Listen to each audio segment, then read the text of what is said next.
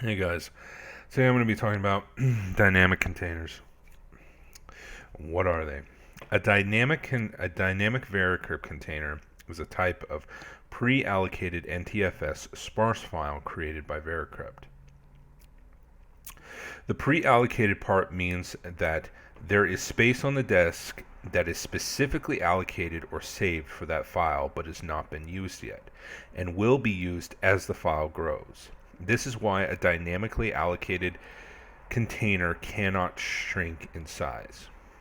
As data is added to the dynamic file, the actual space it takes up on the disk grows in size. However, if data is deleted off that file, the file will not decrease in size.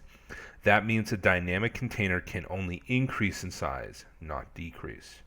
However, the size or the physical size of the container can only increase up to the maximum value that you specify during the volume creation process. After the maximum specified size is reached, the physical size of the container will remain constant and cannot increase or decrease. Also note that Windows and veracrypt will report the size of the dynamic folder as equal to the maximum size when you make the folder.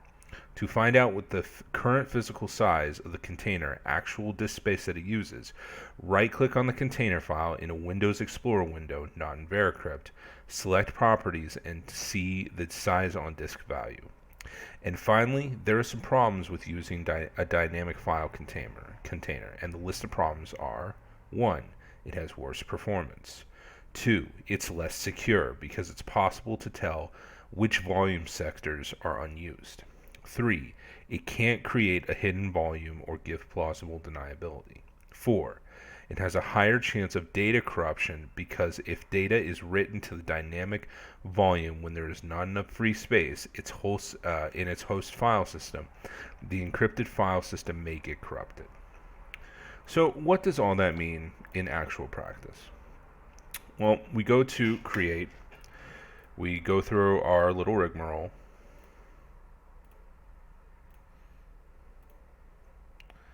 dynamic container,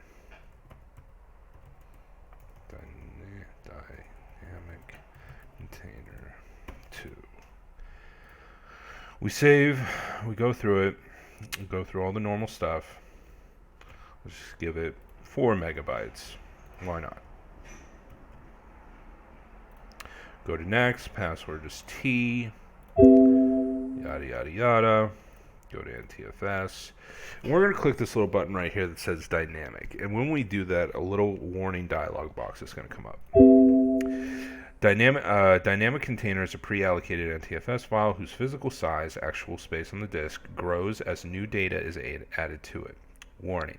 Performance of sparse file hosted volumes is significantly worse than the performance of regular volumes. Sparse file hosted volumes are also less secure because it is possible to tell which volume sectors are unused.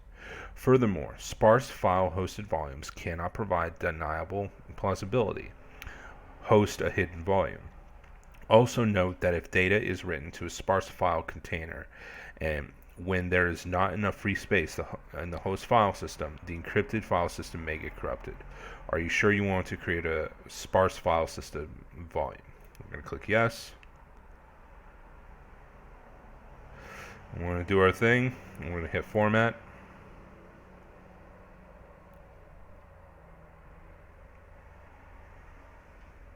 veracrypt's going to do its little thingamajig. We hit yes. veracrypt has a little think.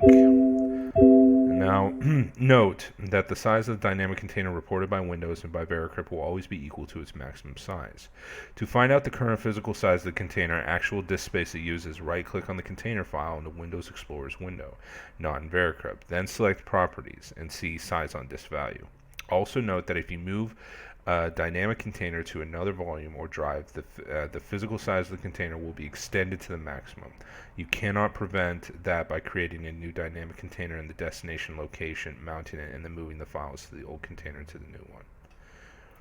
So, we go to our dynamic container. I selected 4 megabytes. Size 4 megabytes. Size on disk is actual 2.87 megabytes. The original dynamic container I made was 292 kibibytes. The actual size is actually greater than that. It's 320 kibibytes. We mount it. Password is T.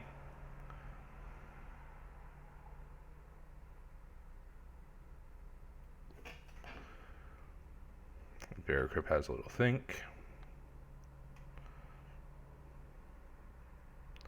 Then we mount the one we just created. Mount.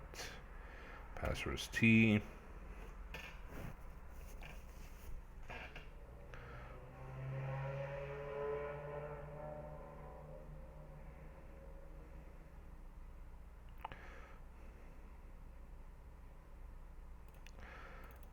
And so a dynamic container, right here, one has data in it. I'll transfer the data, close it out, and it really hasn't changed much. So that's a dynamic container, basically. It doesn't really seem to be any different than any of the other files I played with. However, it does have significant downfalls as compared to normal veracrypt volumes. So ultimately, I wouldn't recommend that you use a dynamic container. I don't really see much upside to it. I don't really see much upside to sparse files in general. I just think that you should you create a container with double the space that you intend to fill it with. So that's my little video for today. If you guys like these videos, like, comment, share, and subscribe, and help the channel out. Appreciate you.